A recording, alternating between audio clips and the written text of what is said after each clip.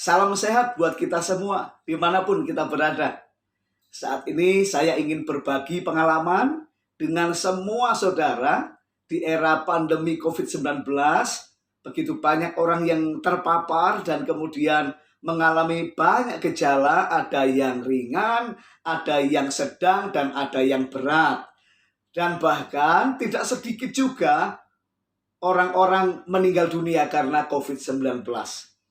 Video ini saya buat untuk berbagi pengalaman dan menolong setiap kita yang mengalami terpapar virus COVID-19 dan juga ada gejala sesak nafas yang membuat kita sulit untuk bernafas. Saudaraku, belum lama ini saya terpapar COVID-19. Bukan hanya saya sebenarnya, seluruh keluarga saya, kami berenam terpapar COVID-19. Tetapi istri dan anak-anak, mereka kondisinya gejala ringan, boleh dikatakan demikian. Tidak ada yang berat, mereka hanya seperti flu biasa. Saya mengalami pengalaman yang sangat berbeda, karena saya sudah punya riwayat komorbid. Saya punya sakit jantung, dan kemudian saya juga berkali-kali sakit keras, pernah kena batu empedu, ya, kemudian ada berkali-kali kena tipes, saya juga ada riwayat darah tinggi. Jadi ketika saya terpapar COVID-19, kondisi tubuh saya tidak tahan dengan kerasnya virus itu menyerang tubuh saya. Singkat cerita, saya mengalami sesak nafas. Saya sudah minum obat dari dokter, termasuk antivirus, antibiotik, pengencer dahak, dan semuanya saya sudah minum waktu itu ya. Kemudian di tengah-tengah obat dokter, saya juga mendapat obat herbal, obat Cina dari teman yang mengirim kepada saya. Saya juga minum. Vitamin semua sudah saya minum. Vitamin C, vitamin D, ya, vitamin multivitamin dan zinc. Saya sudah minum. Semua obat-obat yang disarankan saya sudah minum. Tetapi buat saya, ternyata kondisi badan saya terus menurun. Hari Senin, Selasa, Rabu, saya sudah tidak bisa tidur telentang, miring, tidak bisa. Harus tengkurap. Kalau saya posisi selain tengkurap, saya kesulitan bernafas dan kemudian akan mulai batuk-batuk dan seperti sangat menyiksa buat saya. Tetapi yang parah adalah di hari Kamis, saya betul-betul kalau malam saya tertidur, saya beberapa kali paru-paru saya berhenti, betul-betul berhenti.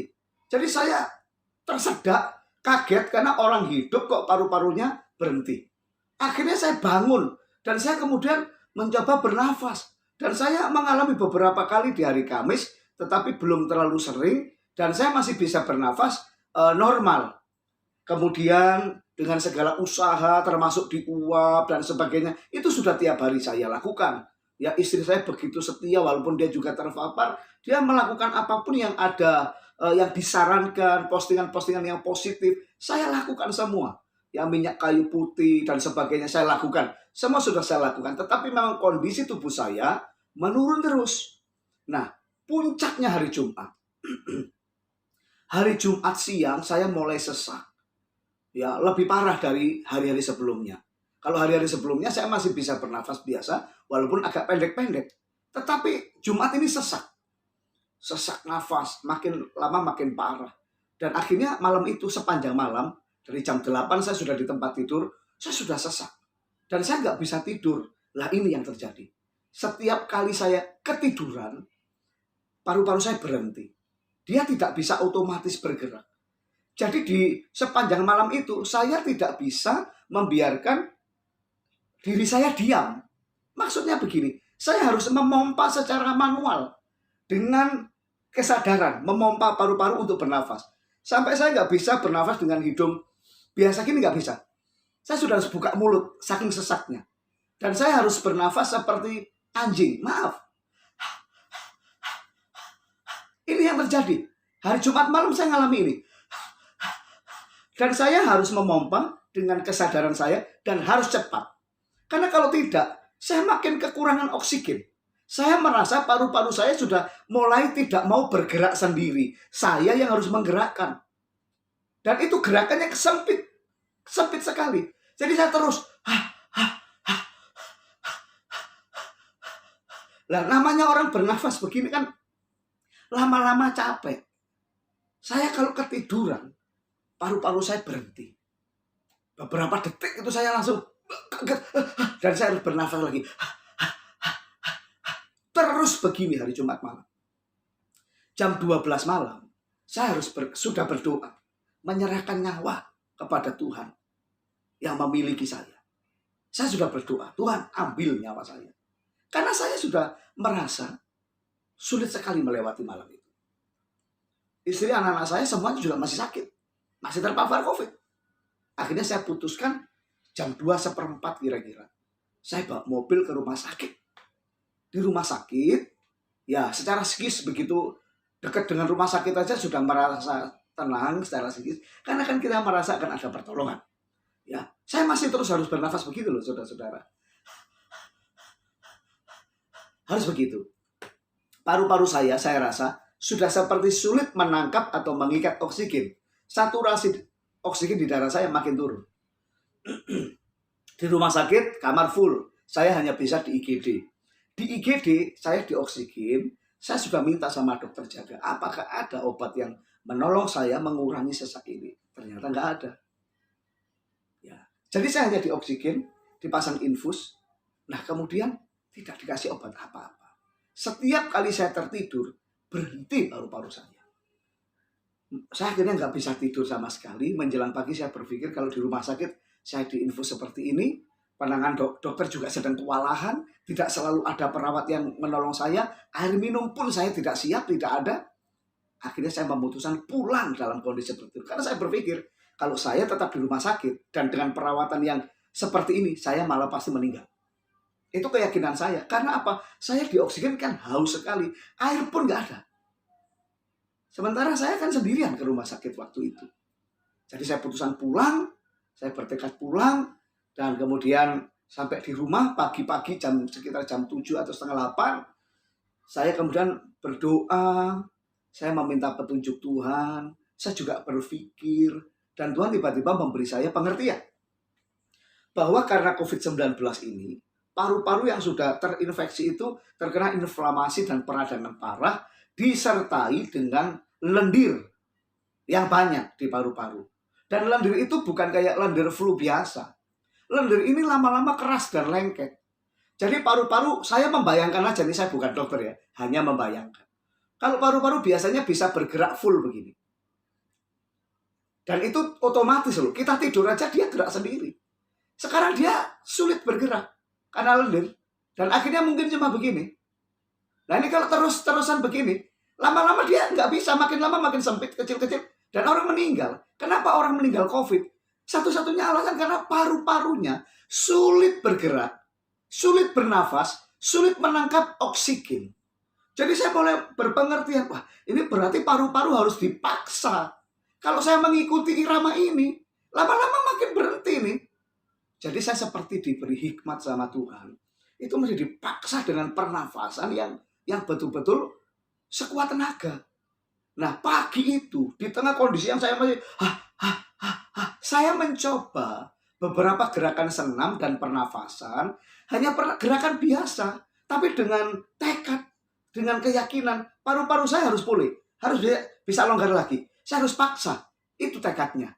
Dan kemudian saya lakukan beberapa gerakan senam dan pernafasan, memaksa paru-paru ini terbuka. Walaupun sakit, saya paksa.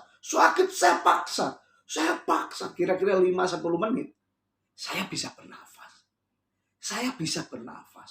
Dan saya tahu itu sangat menolong. Obat, vitamin, semua sudah nggak nolong loh. Saya sudah makin menurun. Saya nggak bisa nafas. Kalau tertidur, mandek. Dan ini sudah diambang mati sebenarnya.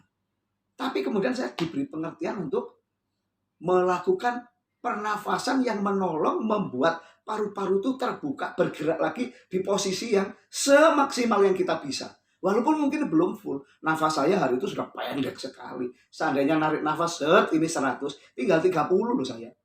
Lewati 40 batuk sudah, batuk. Dan sakit sekali. Tapi saya paksa. Jadi di video ini saya ingin memberikan kepada saudara semua, termasuk mungkin kalau saudara tidak terpapar, tapi ada orang lain yang terpapar, dan dia mulai sesek, ini bisa dilakukan. Karena sesek itu, paru-paru kita itu sudah mulai peradangan, inflamasi, dan banyak lendir yang itu mengikat paru-paru sehingga makin lama geraknya makin sedikit, makin sempit, dan bisa berhenti. Nah, nanti saya akan tunjukkan beberapa gerakan ringan dan pernafasan yang itu ternyata menolong saya untuk sembuh. Saya percaya sekali bahwa dalam pengertian saya dan apa yang saya lakukan ini menghasilkan kesembuhan itu dari Tuhan.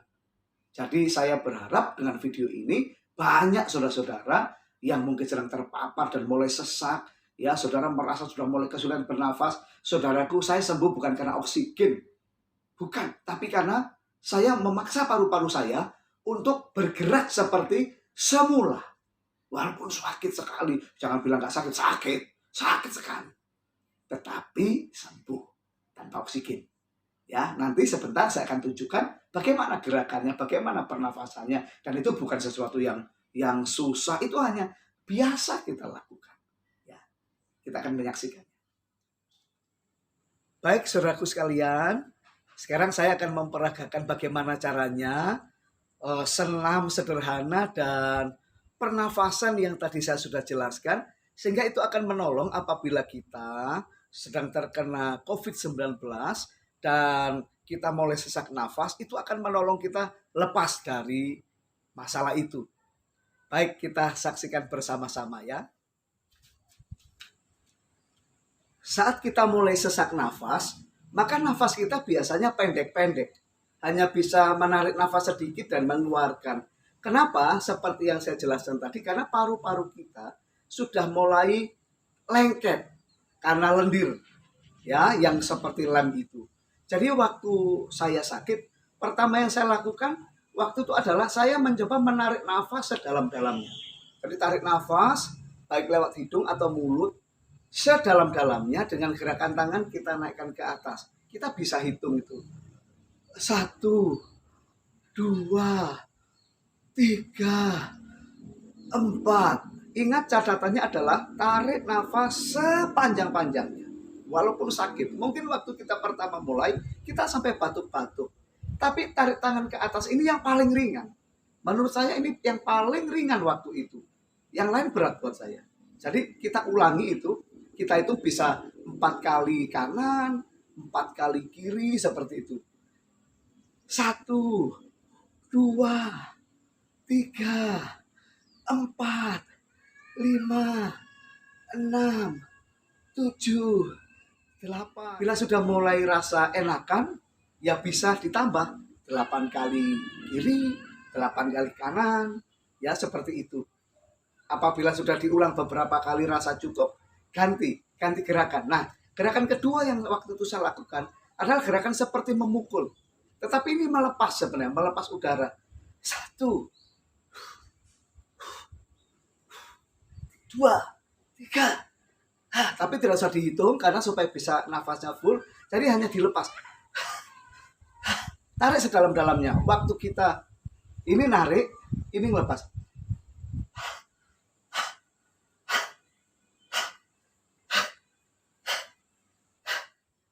Ingat bahwa ini adalah menarik sedalam-dalamnya, melepas sejauh-jauhnya, gitu ya.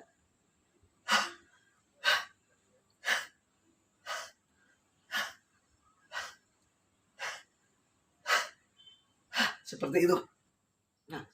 Nah, gerakan ketiga adalah kita akan melebarkan dada dan kemudian sambil menarik nafas dalam-dalamnya dan kita melonggarkan paru-paru kita. Jadi seperti ini.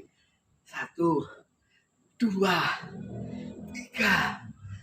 4, 5, 6, 7, 8, 1, 2, 3, 4, 5, 6, 7, 8. Waktu kita melakukannya, ada kala itu sangat sakit. Mungkin kita bahkan terbatuk-batuk, tapi bekerjalah dengan keras.